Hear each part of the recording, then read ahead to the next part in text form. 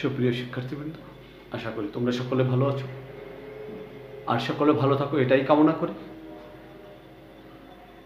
Chhagalnaiya pilot বালিকা online স্কুলের পক্ষ থেকে তোমাদের সকলকে আজকের শুভেচ্ছা।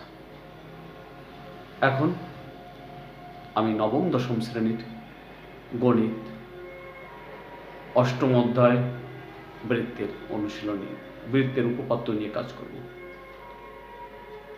সবাই জ্যামিতিক বক্স থেকে পেন্সিল, কম্পাস, পেন্সিল, স্কেল নাও এবং আমার মতো একটা বৃত্ত আঁকো।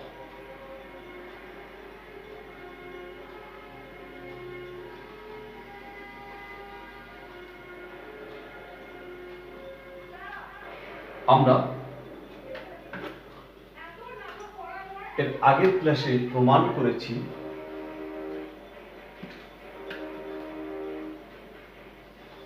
বৃত্তস্থ চতুর্ভুজের বিপরীত কোণদ্বয়ের সমষ্টি দুই সমকোণ।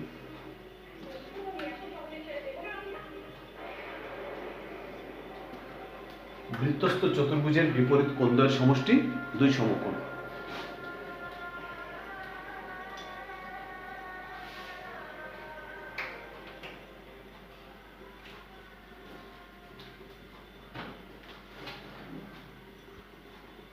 এবার যদি কোনো চতুর্ভুজের বিপরীত কোণদ্বয়ের সমষ্টি দুই সমকোণ হয়,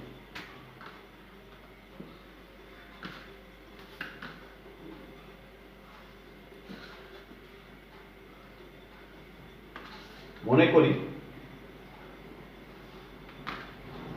এই চতুর্ভুজের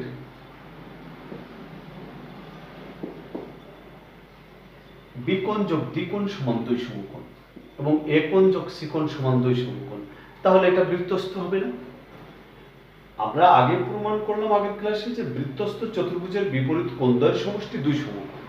এবার যদি কোনো চতুর্ভুজের বিপরীত কোণদ্বয়ের সমষ্টি দুই সমকোণ হয়, তাহলে চতুর্ভুজটি বৃত্তস্থ হবে। আজকে আমাদের প্রমাণ করতে হবে যে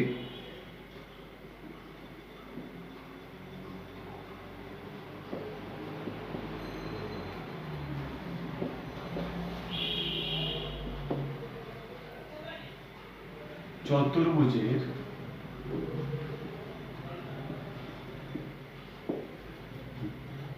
বিপরীত কোণ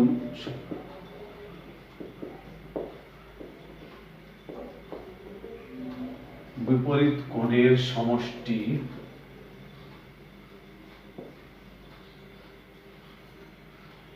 দুই সমকোণের সমান হলে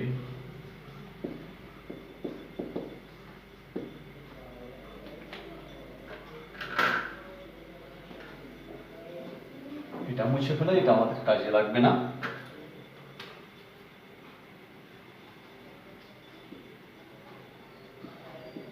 সমান হলে প্রমাণ হলে চতুর্ভুজটি বৃত্তস্থ,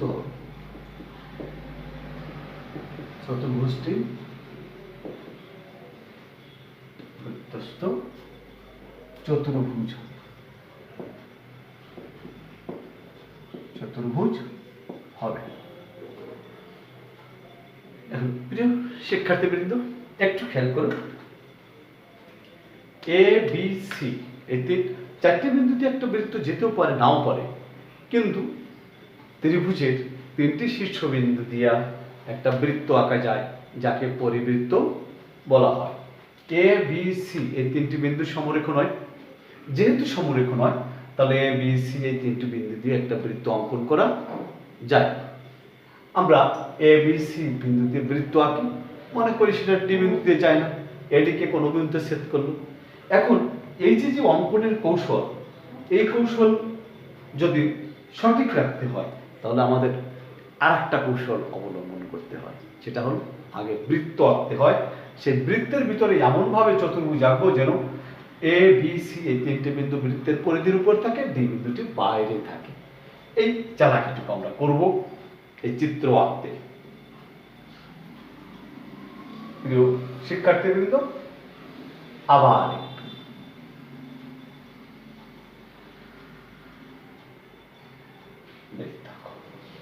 এবং এটা হলো বৃত্তের কেন্দ্র। কেন্দ্র না হলেও চলবে আমাদের। এ বি সি তিনটি বিন্দু দিয়ে একটি বৃত্ত আঁকি।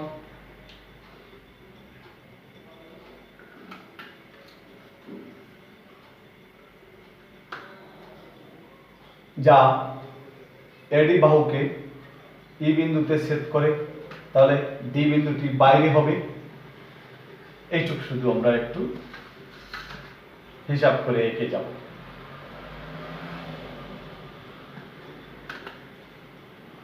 যেন ডি বিন্দু বৃত্তের বাইরে থাকে।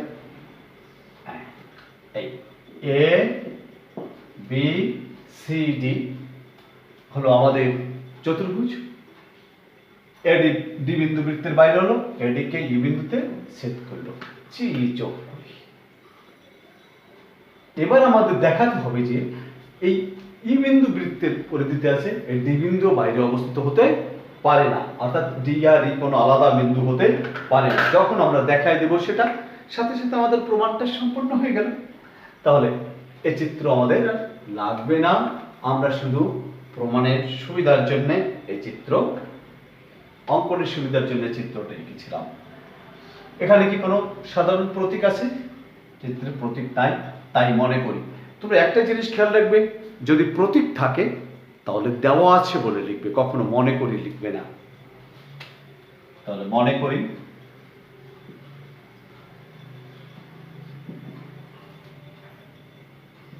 এ বি সি ডি চতুর্ভুজের এ কোণ যোগ সি কোণ বিপরীত কোণ সমান 2 সমকোণ এবং বি কোণ যোগ ডি কোণ সমান 2 সমকোণ। প্রমাণ করতে হবে যে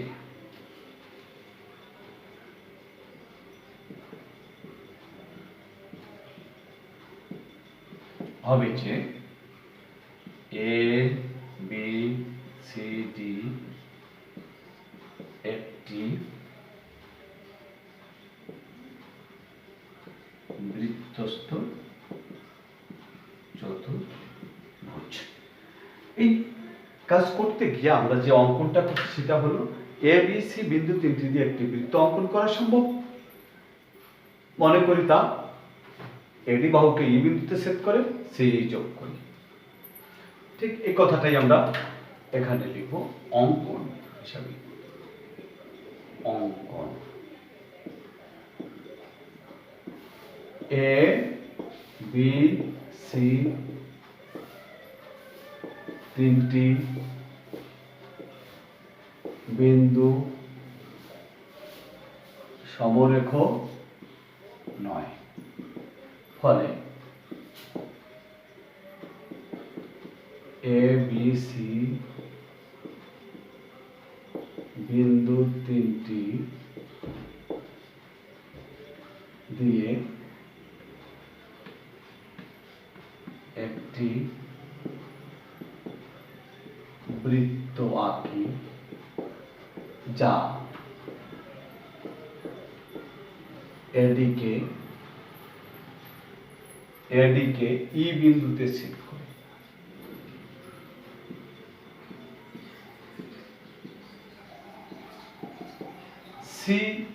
সি কমা ই যোগ করি।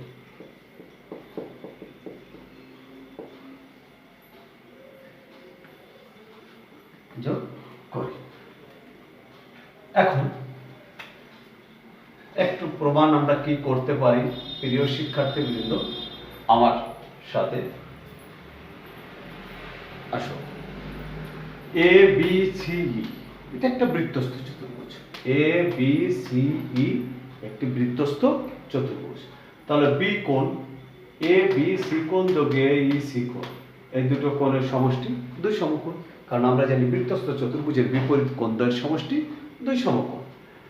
কিন্তু দেওয়া আছে বি এ বি সি কোণ যোগ এ ডি সি কোণ সমান 2 সমকোণ। তাহলে আমরা লিখতে পারি এ বি সি কোণ যোগ এ ই সি কোণ সমান এ বি সি কোণ যোগ এ ডি সি কোণ সুতরাং AC কোণ সমান ADC কোণ, কিন্তু এ অসম্ভব, কারণ CDE ত্রিভুজের বহিস্থ AEC কোণ ইজ গ্রেটার দ্যান ADC কোণ। তাহলে যদি এই কোণ সমান হয় তাহলে এরা কোনো আলাদা বিন্দু হতে পারে না। সুতরাং ডি বৃত্তের পরিধির উপর অবস্থিত প্রমাণিত হয়ে গেল। এসো আমরা লিখি ABCE ABCE বৃত্তস্থ চতুর্ভুজ, বৃত্তস্থ চতুর্ভুজ। সুতরাং ABC কোণ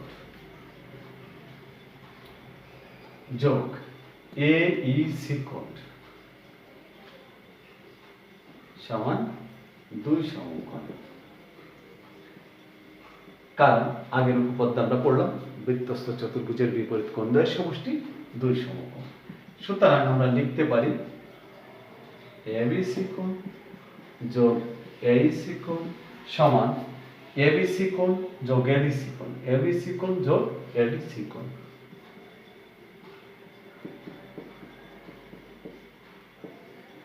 এটা ABC কোণ, এটা বাদ চলে গেল।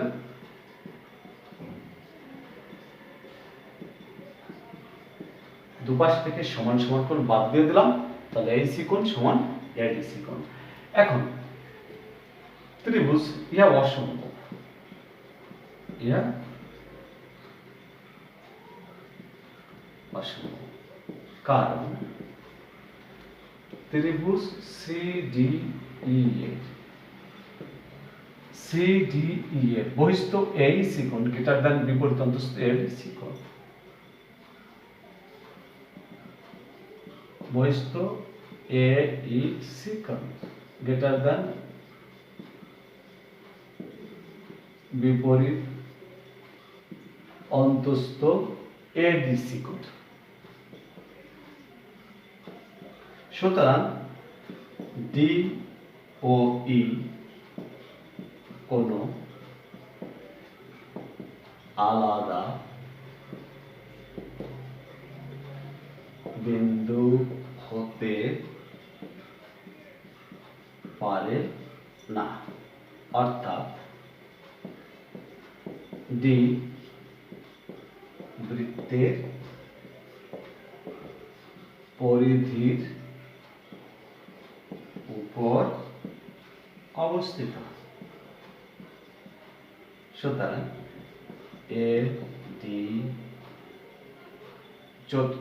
সুতরাং চতুর্ভুজ ABCD চতুর্ভুজ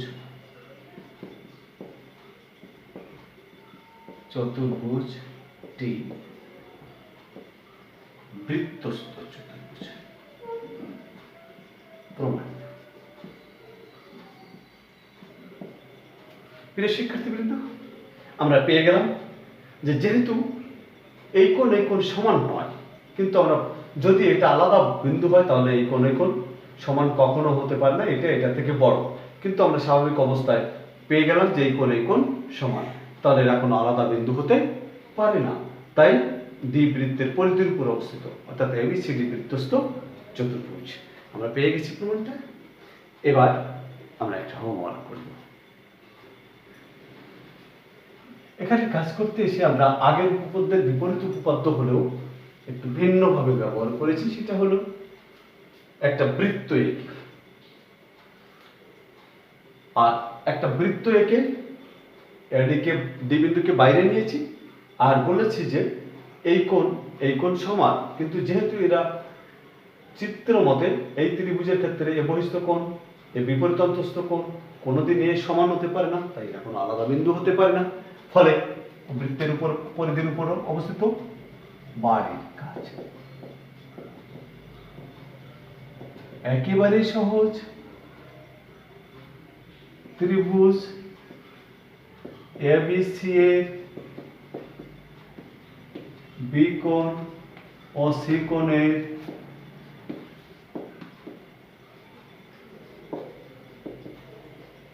সমদ্বিখণ্ডকদ্বয় পি বিন্দুতে এবং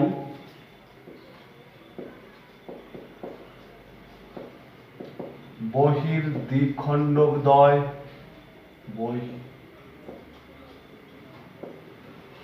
দ্বিখণ্ডকদ্বয়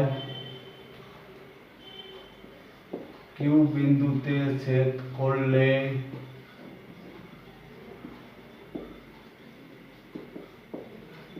প্রমাণ করো যে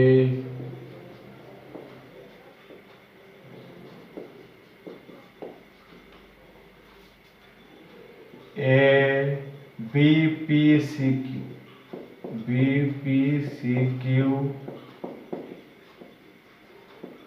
বিন্দু চারটি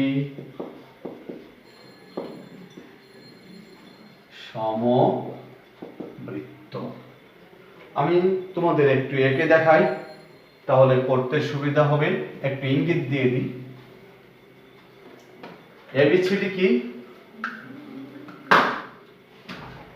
এবিসিডি ত্রিভুজ। আমি ত্রিভুজ আঁকলাম, এবিসি ত্রিভুজ। আমি একটু বর্ধিত করে দিলাম, কারণ তাতে বহিস্থ কোণ পাওয়া যাবে। বহিস্থ কোণ পরে, আগে অন্তঃস্থ কোণ দুটির সমদ্বিখণ্ডক আঁকি। এরা পি বিন্দুতে, আর বহিস্থ কোণের সমদ্বিখণ্ডক এরা কিউ বিন্দুতে ছেদ করল। আমরা জানি যদি সমদ্বিখণ্ডক হয় তাহলে বিপিসি কোণ সমান 90 ডিগ্রি প্লাস হাফ অফ এ কোণ, এই কোণটা। আর এই কোণ হলো 90 ডিগ্রি মাইনাস হাফ অফ এ কোণ। এবার যোগ দিলে কি হবে? এটা কেটে যাবে, তাহলে কত হবে? 180 ডিগ্রি। তাহলে এই চতুর্ভুজের বিপরীত কোণ 180 ডিগ্রি। তাহলে বিন্দু চারটি সমবৃত্ত। তোমরা সুন্দর করে লিখে ফেলবে।